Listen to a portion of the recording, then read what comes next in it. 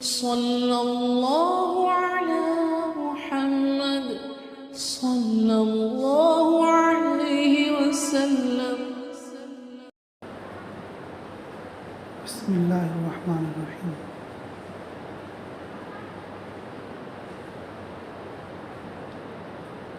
الحمد للہ الصلاۃ والسلام من لا نبی بعد صلی اللہ علیہ وسلم تسلیما کثیرا کثیرا اما بعد۔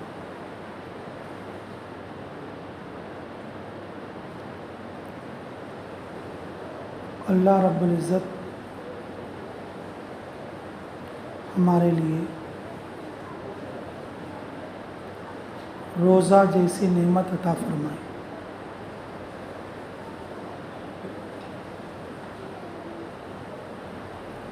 رمضان شروع ہوا،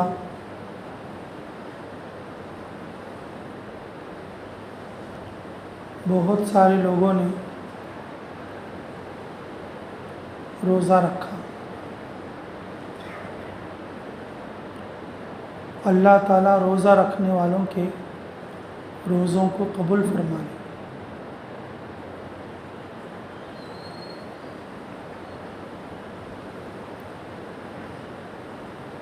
اللہ رب العزت نے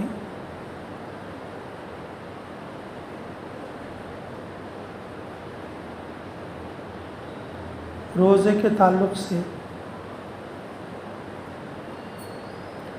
بہت ساری فضیلتیں عطا فرمائیں۔ رسول اللہ صلی اللہ علیہ وسلم نے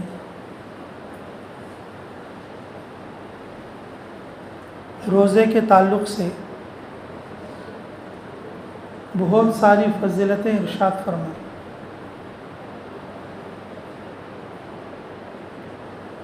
اللہ تعالی ہمیں سمجھ کر عمل کرنے کی توفیق نصیب فرمائے۔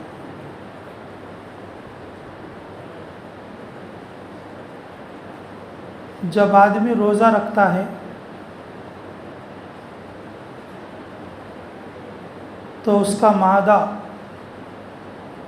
یعنی کہ پیٹ خالی ہونے کی وجہ سے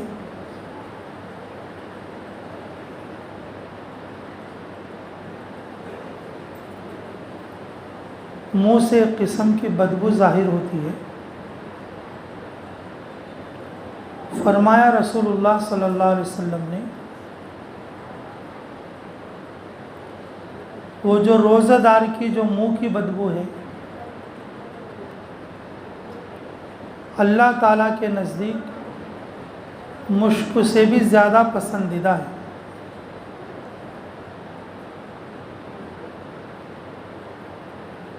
مشک قدرتی طور پر یہ خوشبودار چیز ہے جو ہرن کے نافے میں پیدا ہوتی ہے۔ دنیا کی مشک بہت قیمت والی ہوتی ہے، تو پھر جنت کی خوشبو، جنت کی مشک، اور وہ کتنی قیمتی ہوگی۔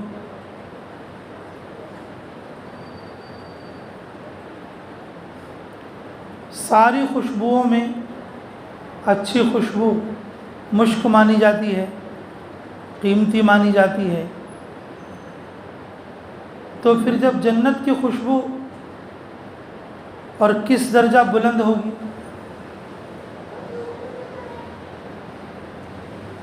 فرمایا رسول اللہ صلی اللہ علیہ وسلم نے، روزہ دار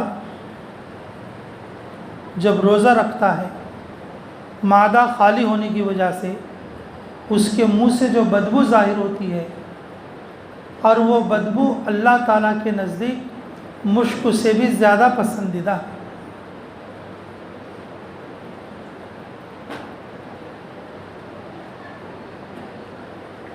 فرمایا رسول اللہ صلی اللہ علیہ وسلم نے، قیامت کا میدان ہوگا،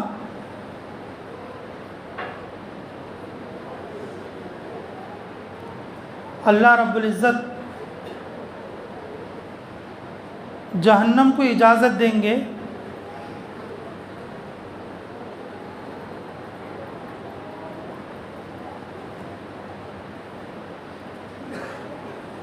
جو تیرے چاہنے والے ہیں، جن کو تو پسند کرتی ہے، تو ان لوگوں میں سے انتخاب کر لے۔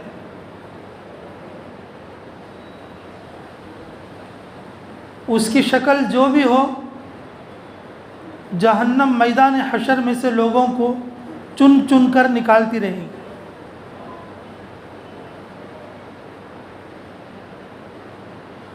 کچھ لوگ ایسے بھی ہوں گے، ان سے وہ جہنم ڈر کر بھاگے گی، ان کے طرف نہیں جائے گی، ان سے خوف کھائے گی۔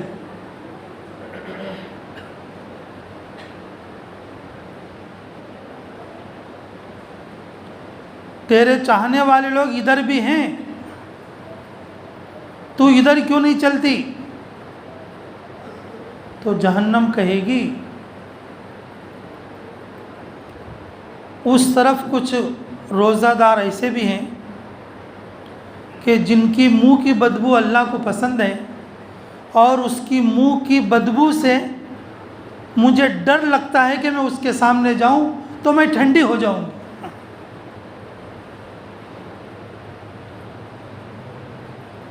اگر میں اس کے سامنے جاؤں تو کیا ہو جاؤں گی؟ ٹھنڈی ہو جاؤں گی۔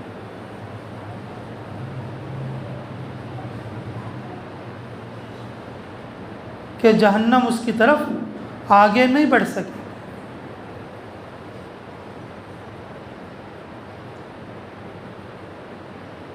ایک دوسری روایت میں فرمایا رسول اللہ صلی اللہ علیہ وسلم نے،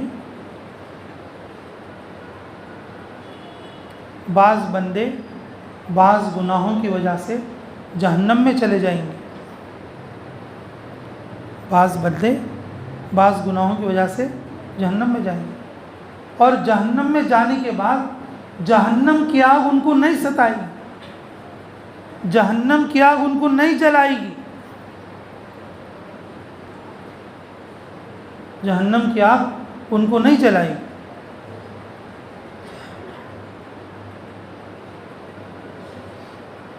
ارے کیا ہوا؟ ان کو آگ کیوں نہیں جلاتی؟ ان کے اندر ایسی کون سی بات ہے؟ آگ ان کو کچھ بھی نہیں کر رہی ہے۔ جہنم خود پکارے گی، ان کی منہ کی بدبو سے میں خوف کھا رہی ہوں کہ یہ روزہ دار ہیں، روزہ رکھنے والے، اور ان کے اندر کی جو آہ ہے اور میری آنکھ کو ٹھنڈی کر دے، جلدی سے میرے اندر سے اس کو نکالو، اور جو ہے جنت کا فیصلے کے لیے، اور جو ہے اللہ سے درخواست کرو۔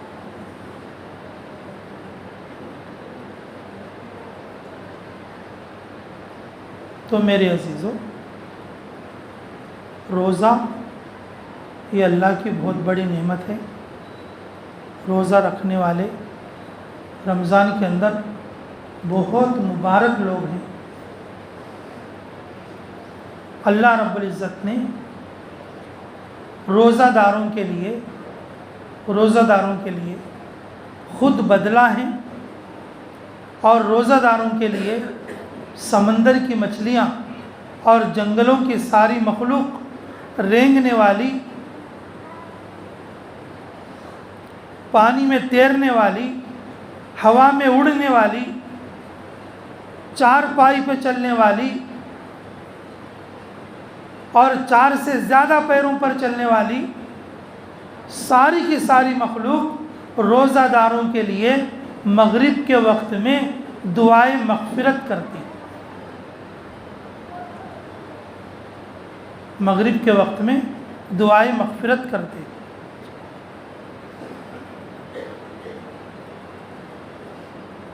اللہ رب العزت نے خصوصیت کے ساتھ روزہ دار کی منہ کی جو بدبو ہے، معدہ کے خالی ہونے کی وجہ سے جو نکلتی ہے، اللہ نے اس کی قدر فرمائی،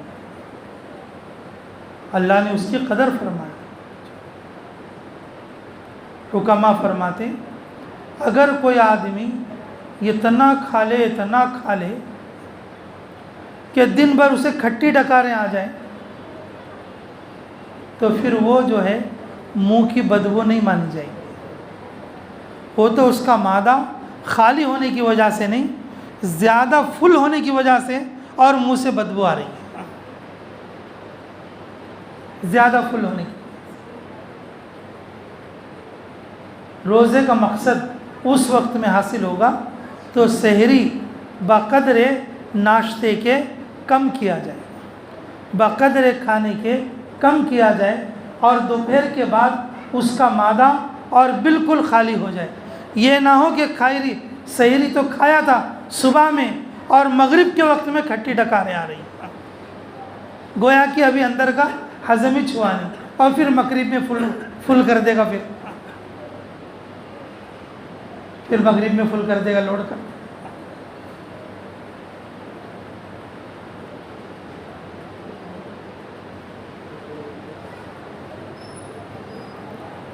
روزے کے بہت ساری حکمتیں ہیں، روزے کے بہت ساری حکمتیں ہیں، اور اس میں سے ایک حکمت یہ بھی ہے کہ غریبوں کی غربت کو اور بھوکے لوگوں کی بھوک کو بھی سمجھنا. بھوک کیسی ہوتی ہے؟ جب آدمی کو بھوک لگتی ہے تو کس طرح سے تڑپ جاتے ہیں، اور کتنے لوگ ایسے ہیں جو کہ 2 وقت پیٹ بھر بھی نہیں کھاتے.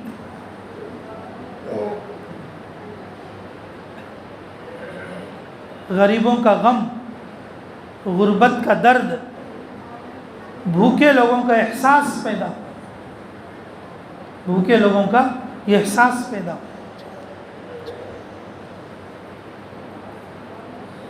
اب تو ماشاءاللہ کافی فراوانی ہو گئی. پرانے زمانے میں اتنے ہوٹل وغیرہ نہیں رہتے تھے، اور کہیں جو ہے چوڑیوں کے اندر مسافر رہتے تھے، اور کبھی کبھی مسجدوں میں بھی مسافر سویا کرتے تھے. مسجدوں میں بھی مسافر. سفروں میں ہم نے بہت سے لوگوں کو اور دیکھا کہ وہ پورا گاؤں اور پیٹ بھر کھا کے سو رہے ہیں، اور مسجد میں 2 مسافر سو رہے ہیں، اور وہ رات کو کھانا نہ ملنے کی وجہ سے بھوکے سو رہے ہیں. اب تو ماشاءاللہ ایسا زمانہ نہیں رہا.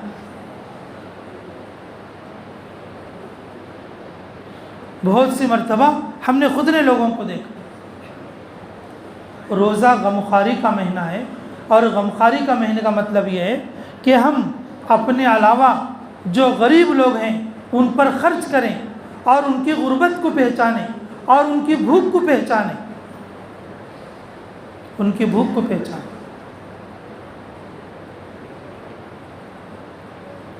خطبات رمضان میں لکھا ہے، بشر حافی علیہ الرحمہ سردی کے موسم میں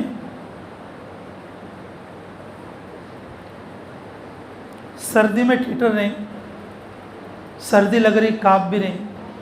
ان کے ہاتھ پہ ایک چادر ہے. تو دیکھنے والوں نے کہا کہ حضرت آپ کے ہاتھ پہ چادر ہے، اس کو اوڑھ لیجیے، آپ سردی میں کانپ رہے ہیں. تو حضرت بولے میں اپنے نفس کو مزہ چکھا رہا ہوں. میں نے کہا کیا مزہ چکھا رہے؟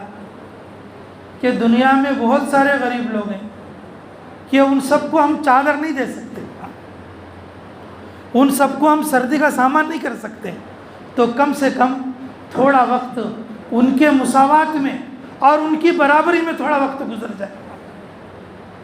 ان کی برابری میں کیا گزر جائے؟ تھوڑا وقت گزر جائے.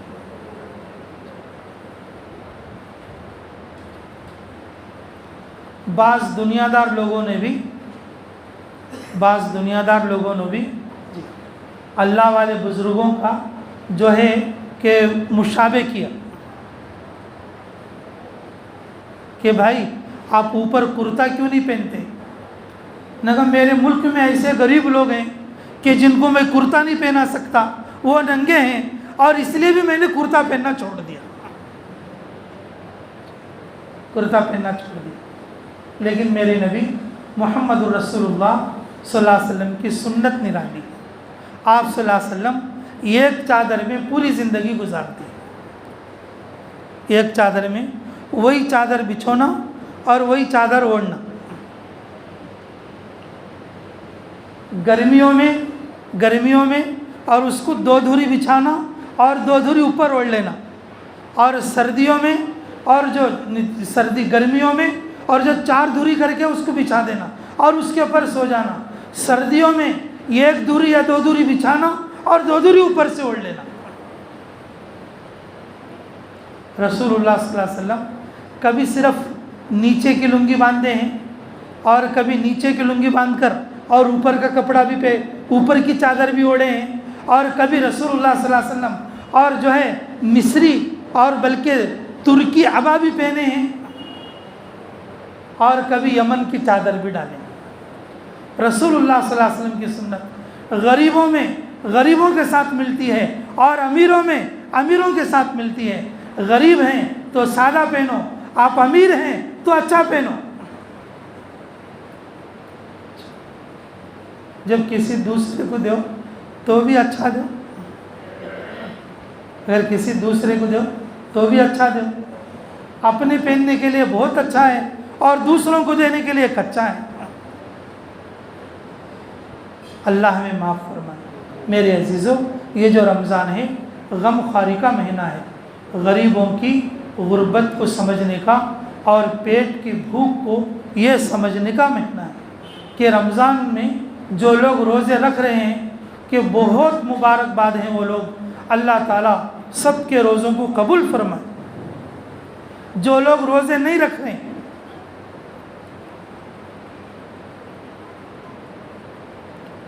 بس اللہ تعالیٰ ان لوگوں کو بھی آج سے روزہ رکھنے کی توفیق نصیب ہے۔ اس سے زیادہ کیا بول سکتے۔ عام طور پر آدمی ڈر جاتا ہے کہ روزہ رکھنے سے بھوک لگے گی، پیاس لگے گی، مطلب تکلیف ہوگی، چکر لگے گی، ہم کیا کریں گے۔ نہیں میرے عزیزوں، پہلے دن ایسا ہو سکتا ہے، دوسرے دن بھی تھوڑا بہت ایسا ہو سکتا ہے، تیسرے دن بھی تھوڑا بہت ایسا ہو سکتا، چوتھے دن سے آپ کو عادت ہو جائے گی۔ چاہے وہ کھیت میں کام کرنے والا ہو، چاہے وہ جنگل میں کام کرنے والا بھی کیوں نہ ہو، چاہے وہ دھوپ میں کام کرنے والا بھی کیوں نہ ہو۔ ہزاروں نہیں لاکھوں دھوپ میں کام کرنے والے لوگ ایسے ہیں جو روزہ رکھ رہے ہیں۔ اس لیے میرے عزیزوں، بہت مبارک ہیں وہ لوگ جو روزہ رکھتے ہیں، اور جو لوگ روزہ نہیں رکھ رہے ہیں وہ ان کو چاہیے کہ وہ آج سے روزہ رکھ لیں۔ ایک عشرہ تو گزر گیا ہے، جن لوگوں نے رکھا ہے 10 روزے ان کے پورے ہو گئے، لیکن میرے بھائیوں کہ جن لوگوں نے نہیں رکھا ان کا ایک بھی نہیں ہوا۔ اب تو یہ بھی سہولت ہو گئی، جن کے گھر میں سحری نہیں پکتی الحمدللہ، اور یہاں پر مسجد میں آ کر سحری کھا سکتے۔ اس کا مقصد یہ ہے کہ کسی کا روزہ نہ چھوٹے۔ بہت مبارک ہیں وہ بچے بیچارے رات بھر جاگ کر اور خدمت کر کے روزہ داروں کو جو ہے کھلانے کی کوشش کر رہے ہیں۔ جب تک آدمی روزے پر رہے گا، ان پکانے والوں کو اور اس میں حصہ لینے والوں کو اللہ پورا اجر دے گا۔ جب آدمی نیکی کرے تو نیکی کی قدر بھی کرنا چاہیے۔ رسول اللہ صلی اللہ علیہ وسلم نے ایک عبرتناک بات بتائی۔ بنو اسرائیل میں 3 آدمی تھے۔ ایک آدمی کوڑی تھا جس کے ہاتھ پیر گل رہے تھے، اور ایک آدمی گنجا تھا اور جس کے سر پر بال نہیں تھے، اور ایک آدمی انڈا تھا اور جس کی آنکھ نہیں دکھ رہی تھی۔ تینوں منگلے تھے، کھا لیتے، چلتے، گواہ پکڑ لے جاتی۔ اللہ تعالیٰ کا ایک فرشتہ آیا اور آ کر پوچھا وہ کوڑی آدمی سے جس کے ہاتھ پیر اس بیماری کی وجہ سے گل رہے ہیں، کشٹروگم بولتے ہیں تیلگو میں جس کو، ہاتھ پیر گل رہے ہیں، بولے کہ تیرے نزدیک کون سی چیز پیاری ہے؟ بس میرے لیے تو یہ چیز پیاری ہے کہ میری یہ بیماری دور ہو جائے۔ لوگ مجھے دیکھ دیکھ کے ڈر کے بھاگتے ہیں، وہ بیماری ہمارے کو لگتی ہے کہ بولتی۔ تو وہ فرشتے نے اس کے بدن پر ہاتھ پھیر دیا، وہ ٹھیک ہو گیا۔ تو پھر وہ فرشتے نے پوچھا بتا تیرے نزدیک کون سا مال بہتر ہے؟ تو بولے کہ میرے نزدیک اونٹ بہتر ہے۔ تو وہ فرشتے نے دعا کر کے اور وہ جو ایک 51 اونٹ، جس اونٹ کے پیٹ میں بچہ تھا تو 51 اونٹ اس کو دے دیا، آگے چل دیا۔ اور آگے وہ جو ہے کیا نام اس کا ملا کہ گنڈو آدمی، گنجا بولتے جس کو، بول تیرے نزدیک کون سی چیز پیاری ہے؟ دیکھ بھائی میرے سر پہ بال آ جائے۔ جسے بال آتے اگر ان گنڈو کر لے اسے بالوں کی اتنی ہڑک نہیں ہوتی، اور جس کے قدرتی طور پر بال نہ ہو اسے بالوں کا بہت شوق ہوتا ہے، پیچھے 4 بال ہے تو ان سامنے رکھ لیتا ہے۔ جسے بال آتے بھائی ڈینڈرف کی وجہ سے یا سنت کی وجہ سے یا کسی مقصد کی وجہ سے اگر اس نے بال کم کر دیے تو وہ اس کی اپنی ذات کی بات ہے، اسے اتنا شوق نہیں رہتا۔ لیکن قدرتی طور پر جسے بال نہیں آتے اور بال چلے جاتے کہ اسے بہت زیادہ شوق رہتا بال رکھنے کا، بال پالنے کا۔ وہ تجھے کون سی چیز چاہیے؟ نہ کہ مجھے بال چاہیے۔ تو پھر وہ بال بھی آ گئے اور وہ خوبصورت بھی ہو گیا، اس کے آنکھ پر کے بھی بال اڑے ہوئے تھے کہ وہ بالکل ٹھیک ہو گیا۔ بول تیرے نزدیک کون سا مال اچھا ہے؟ تو میرے کو گائے پسند ہے، گائے والا مال مجھے اچھا ہے۔ تو اس کے لیے بھی جو ہے یہ 51 اونٹ جو اس کو دے دیے۔ تو پھر وہ آگے چلے تو پھر وہ اندھا ملا، تیرے نزدیک کون سی چیز اچھی ہے؟ میں آنکھ والا بن جاؤں، میں بھی دوسروں کی طرح دیکھنے لگوں۔ فرشتے نے اور اس کے آنکھ پر مل دیا، اس کی آنکھ آ گئی۔ تیرے لیے افضل مال کون سا ہے؟ میرے لیے بکری ہے۔ تو 51 بکری دے دی۔ اللہ رب العزت نے اس مال میں بڑی برکت کر دی۔ اب ادھر دیکھے تو ہزاروں کے گیا ہیں، ادھر دیکھے تو ہزاروں کے اونٹا ہیں، ادھر دیکھے تو بکریاں کے مندے ہیں۔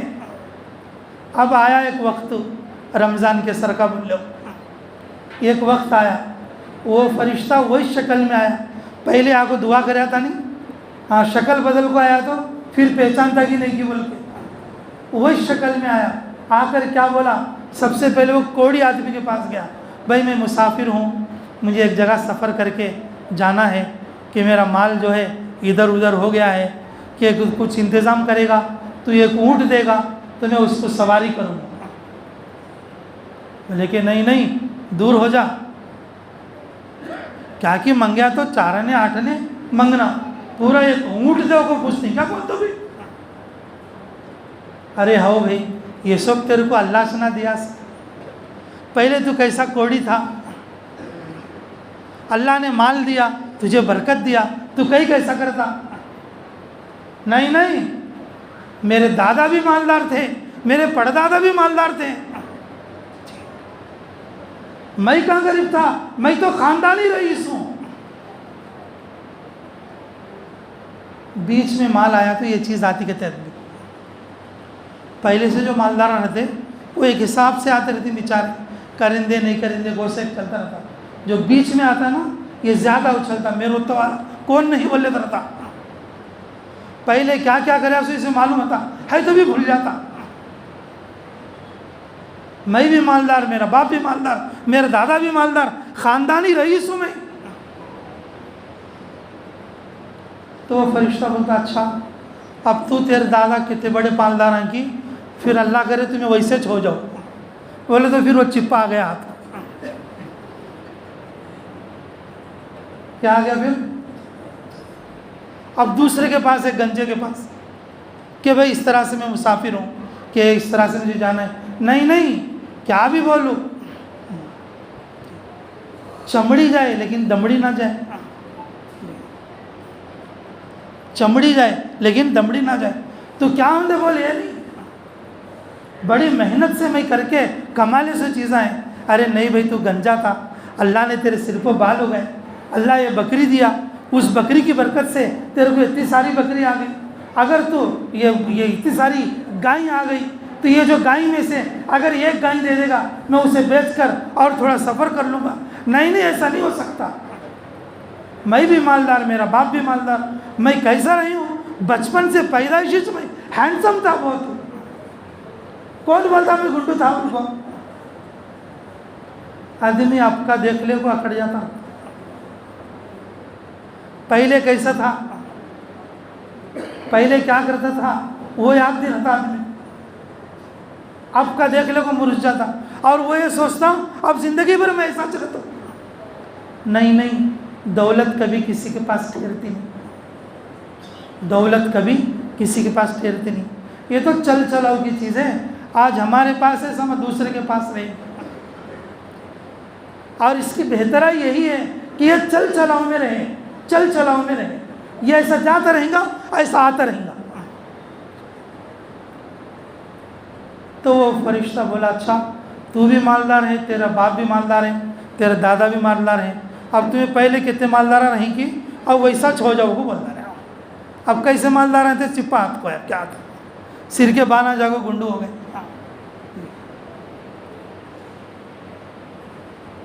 سب سے آخر میں اس کے پاس گئے. سب سے آخر میں اندھے کے پاس جا کر اس نے سوال کیا. بولا ارے کیوں نہیں, واقعی اللہ پر میرے کو بہت بڑا انعام ہے. یہ جو کچھ ہے اللہ کا دیا ہوا ہے.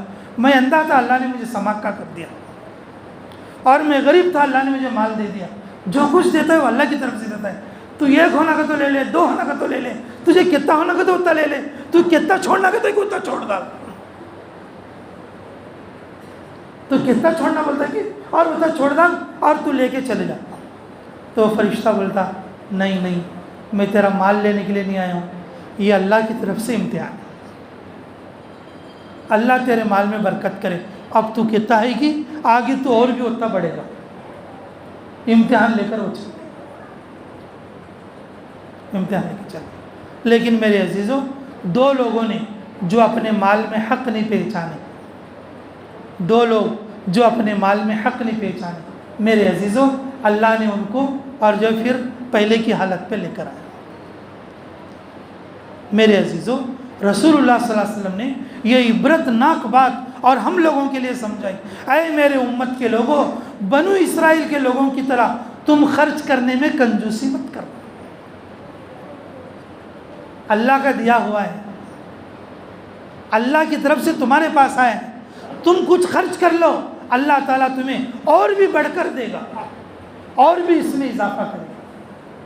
تو میرے عزیزوں یہ جو رمضان کے روزے غریبوں کا حق پہچاننے کے لیے, یہ جو رمضان کا مہینہ اور غریبوں کی مدد کے لیے ہے, یہ جو رمضان کا مہینہ اور اپنے مال کا حق پہچان کر اللہ کے راستے میں خرچ کرنے کے لیے ہے. روزے بھی رکھنا اور اللہ کے راستے میں خرچ بھی کرنا.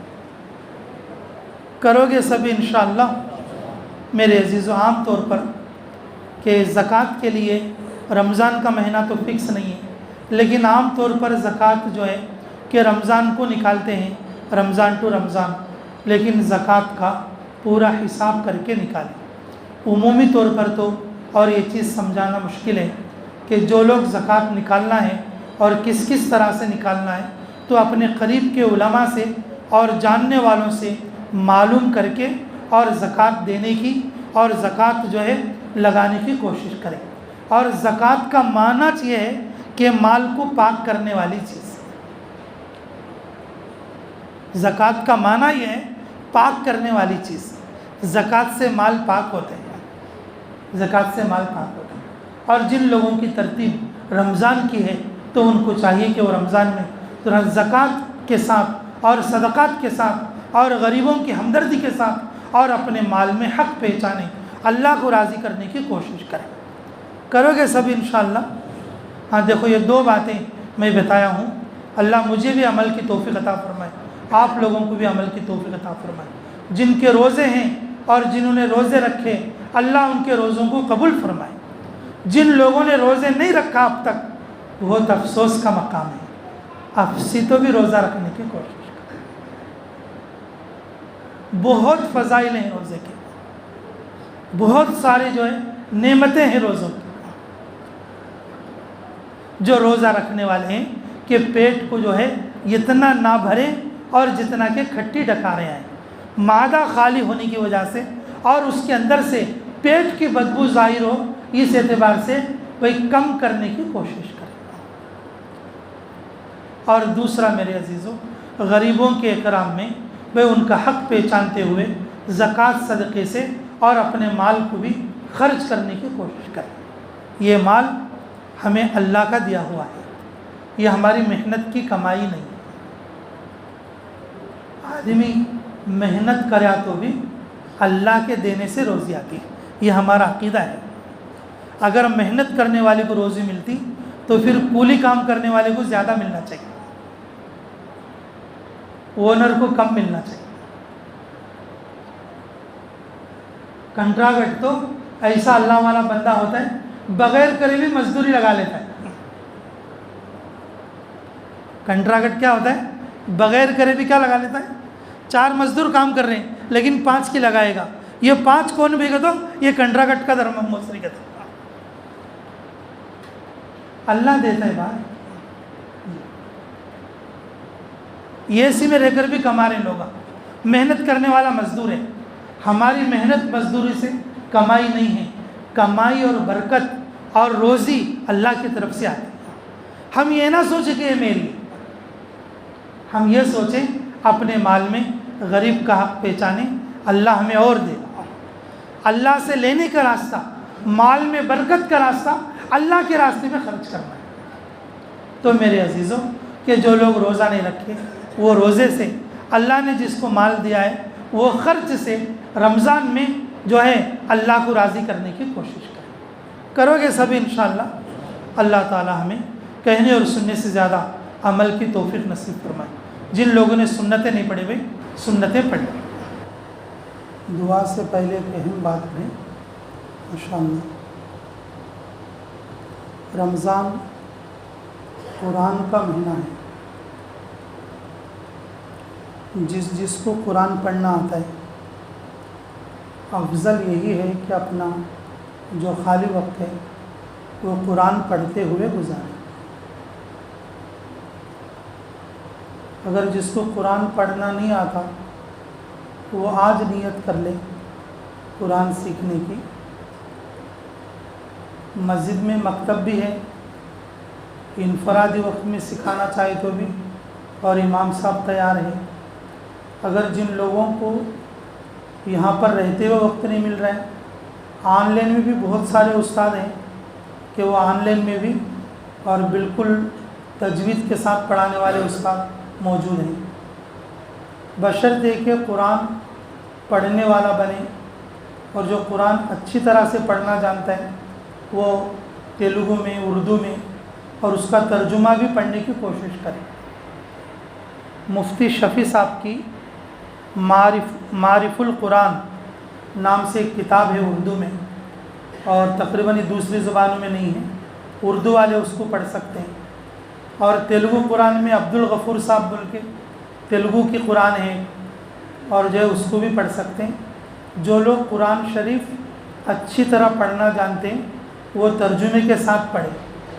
جن لوگوں کو اچھی طرح قرآن پڑھنا نہیں آتا اور وہ جو ہے قرآن سیکھنے کی کوشش کریں۔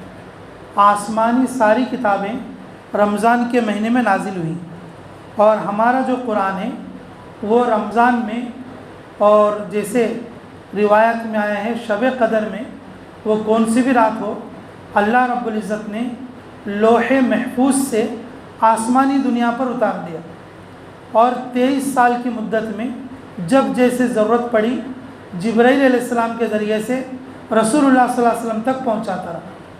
تو اس اعتبار سے رمضان یہ قرآن کا بھی مہینہ ہے، تو اس میں مسجدوں میں بھی قرآن رکھے ہوئے رہتے، پورے سال ہو جاتے۔ بہت سارے لوگوں کو شوق رہتا ہے کہ مسجد میں قرآن دینا، تو لیکن مسجدوں کے قرآن تو پورے سال سے ایک آدمی بھی کھول کر نہیں دیکھا، نہ گھر کے پاس نہ مسجد کے پاس۔ تو میرے عزیزوں یہ مسلمانوں کے لیے بہت نقصان دہ ایک بات ہے۔ آدمی ہدایت سے اور اللہ تعالیٰ کی رحمت سے دور کیوں ہوتا ہے؟ یہ قرآن چھوڑنے کی وجہ سے ہوتا ہے۔ اس لیے میرے عزیزوں رمضان میں قرآن پڑھنے کی عادت بناؤ تاکہ موت تک قرآن پڑھنا اس کے لیے آسان ہو جائے۔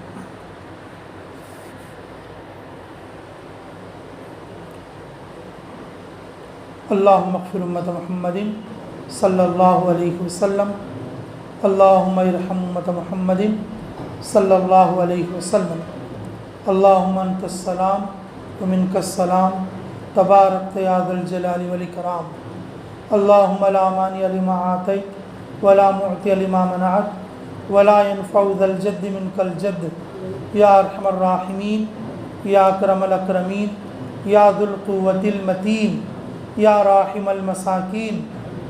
اللہم انی اسألک علما نافعا رزقا واسعا عملا متقبلا حلالا طیبا وشفاء من کل داء۔